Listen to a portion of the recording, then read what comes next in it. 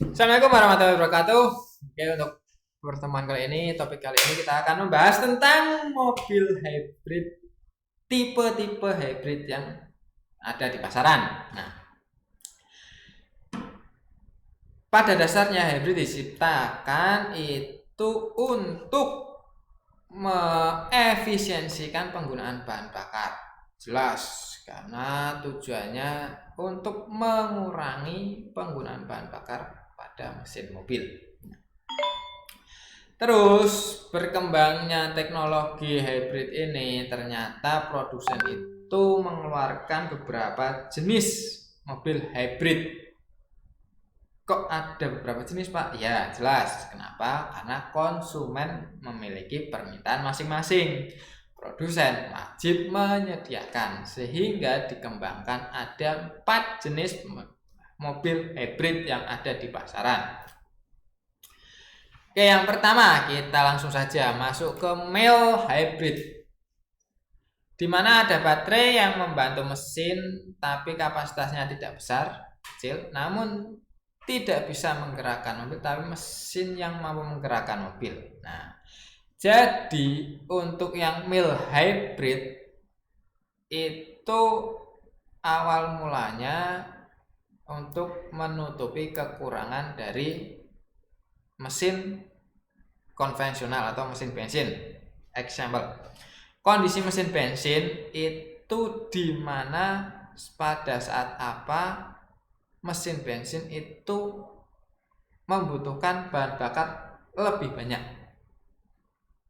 Nah, contohnya pada saat idle, apakah pada saat stasioner atau pada kecepatan konstan, deselerasi atau akselerasi. Dari kondisi ini kira-kira mana yang paling banyak membutuhkan atau mengkonsumsi bahan bakar?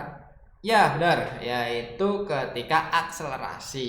Karena ketika akselerasi mesin membutuhkan konsumsi bahan bakar banyak. Nah, di sini motor elektrik membantu kinerja mesin sehingga pada saat akselerasi mesin bisa mendapatkan tambahan tenaga dari motor elektrik dan hasilnya konsumsi bahan bakar bisa menurun atau bisa lebih efisien. Nah, sehingga keluar mild hybrid. Nah, ini teknologi untuk ini sekarang saat ini 2022 awal bulan itu ada produsen motor yang mengadopsi jenis hybrid yang ini. Ya, ciri-cirinya di Indonesia ada Yamaha lah. Yamaha Matic. Nah, itu sudah menggunakan mild hybrid, di mana hanya kerja ketika akselerasi beberapa saat, setelah itu motor elektrik tidak bekerja lagi. Lanjut, ada full hybrid. Baterai punya kapasitas yang lebih besar, mobil bisa bergerak hanya dengan tenaga listrik saja, mesin membantu saat akselerasi atau jalan tanjak. Oh, seperti itu. Jadi di sini mesin ini sekarang menjadi second opsi. Yang opsi pertama untuk menggerakkan mobil itu motor elektrik ini. Mesin tugasnya hanya membantu ketika tanjakan, akselerasi atau pengisian baterai. Nah, hanya bekerja 3 tok. Bayangkan, kamu dari Semarang ke Surabaya lewat tol tanjakan hanya di awal Semarang tok. Nah, itu mesin hanya bekerja di situ tok, hanya tanjakan dan akselerasi serta saat pengisian. Nah, orang ngisi, orang tanjakan, yang bekerja hanya elektrik motor. Gimana nggak irit penggunaan bahan bakar? Jelas irit sekali. Dan ini jelas Anda tidak akan bingung atau takut kehabisan listrik karena mesin bisa mengecas listriknya.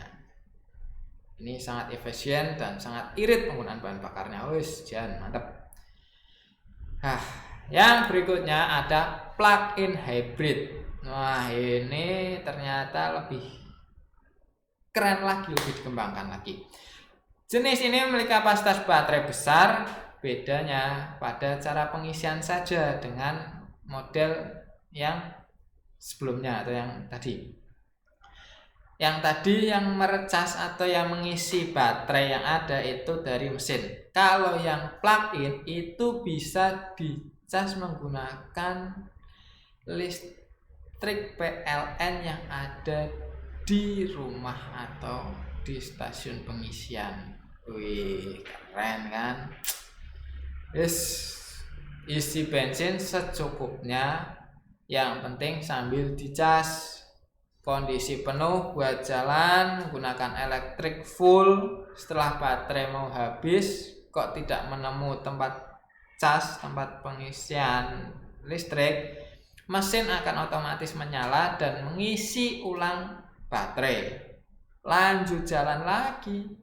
Nah, bayangkan berarti yang dulunya ada statement, wah takut nih motor pakai baterai, nanti kalau habis tidak ketemu tempat cas, habis di jalan bagaimana? Nah, solusinya plug-in hybrid ini. Dengan ini sudah kamu tidak akan takut lagi baterai habis di jalan atau apa. Pokoknya ini paling sangat dibutuhkan konsumen. Istimewa ini. Dicas oke, diisi bensin buat ngecas oke, akselerasi mantap, istimewa, irit, efisien, jelas. Nah, jenis yang terakhir ada sport hybrid. Ini dikeluarkan oleh produsen Koenigsegg yang terkenal dengan V10, V11, pokoknya dengan piston 10, piston 8, piston 12, bentuk mesin W, bentuk V, dan lain sebagainya. Yang jelas Koenigsegg itu terkenal dengan sport car bertenaga besar. Nah, ternyata juga terpengaruh untuk menciptakan tenaga hybrid di mana mesin dibantu dengan elektrik motor. Hasilnya wow. Yang biasanya menggunakan piston 8, 10, 12 hanya menggunakan 3 silinder piston 3 silinder jenis Avanza, bos. Ya, cc-nya lebih besar. Bisa mengemburkan tenaga 1700 bhp dan 2580 lb-ft. Bayangkan, men. Cuman dari 3 silinder ini ditambah dengan 3 unit elektrik motor, yang 2 motor itu di belakang, roda belakang masing-masing roda. Yang satu itu ada di crankshaft, ada di mesin. Nah, yang di crankshaft ini kayak kinerjanya F1, itu mirip.